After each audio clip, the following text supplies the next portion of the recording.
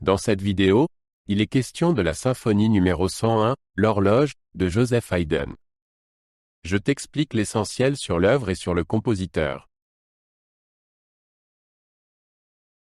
Joseph Haydn a composé sa symphonie numéro 101 en ré majeur, connue sous le nom de « l'horloge », en 1793 ou 1794.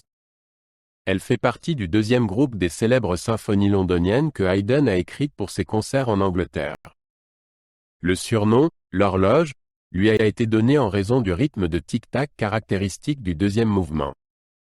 Haydn a créé cette œuvre au sommet de sa carrière, alors qu'il était déjà reconnu internationalement.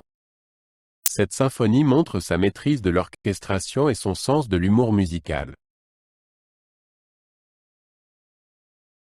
La symphonie, l'horloge, suit la structure classique en 4 mouvements. Le premier mouvement commence par une introduction lente, suivie d'un allegro animé de forme sonate. Le deuxième mouvement, un andante, contient le fameux motif du « mouvement d'horloge ».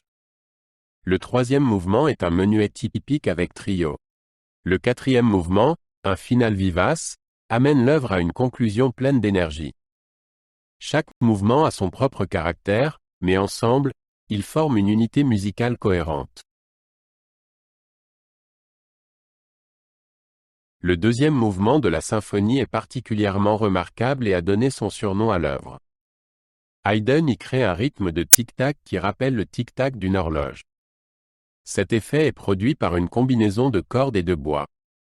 Le motif du « mouvement d'horloge » se retrouve tout au long du mouvement et est varié de différentes manières. Haydn montre ici son sens de l'humour musical et sa capacité à transposer en musique des bruits quotidiens. Dans la symphonie, l'horloge, Haydn démontre sa maîtrise de l'orchestration. Il utilise un orchestre classique typique de l'époque avec des cordes, des bois, des cors, des trompettes et des timbales. Haydn utilise habilement les différents groupes d'instruments pour créer des contrastes et des couleurs sonores intéressantes. Il alterne les passages tendres et puissants, créant ainsi un paysage sonore varié. Son utilisation créative des bois est particulièrement frappante. La première représentation de la symphonie, l'horloge, a eu lieu le 3 mars 1794 à Londres. Elle connut un grand succès auprès du public. Le deuxième mouvement en particulier, avec son motif de « mouvement d'horloge », a enthousiasmé les auditeurs. La symphonie devint rapidement populaire et fut fréquemment jouée. Elle consolida la réputation de Haydn en tant que compositeur innovant et divertissant. Les critiques londoniens louèrent l'originalité et l'inventivité de l'œuvre. La symphonie, l'horloge, est une œuvre importante dans l'œuvre symphonique de Haydn. Elle montre sa capacité à intégrer des éléments novateurs dans la forme classique. Cette symphonie représente le style tardif de Haydn, caractérisé par la complexité, l'humour et les effets de surprise. Elle était un exemple de son art de combiner la musique sérieuse avec des éléments humoristiques.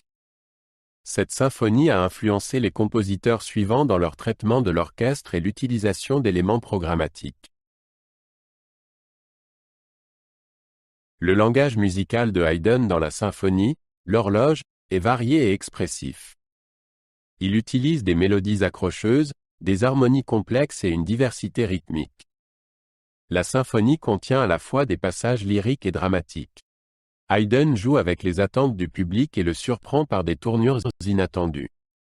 Le motif du « mouvement d'horloge » dans le deuxième mouvement n'est pas seulement un effet sonore, mais il est intégré et développé dans la structure musicale. La symphonie, l'horloge, a été composée à une époque où Londres était un centre important de la vie musicale. Haydn y était très populaire et ses concerts étaient des événements sociaux. La symphonie reflète le goût du public londonien, qui accordait de l'importance au divertissement et à l'innovation musicale. En même temps, elle montre la capacité de Haydn à créer de la musique profonde, qui va au-delà du simple divertissement. La symphonie, l'horloge, fait aujourd'hui partie du répertoire standard de nombreux orchestres. Les exécutions modernes varient dans leur interprétation, notamment dans le tempo et dans l'accent mis sur l'élément humoristique. La symphonie est souvent utilisée dans les programmes de concert pour démontrer la polyvalence et l'originalité de Haydn. Elle reste une œuvre populaire qui fascine tant les musiciens que les auditeurs par sa vivacité et son humour musical.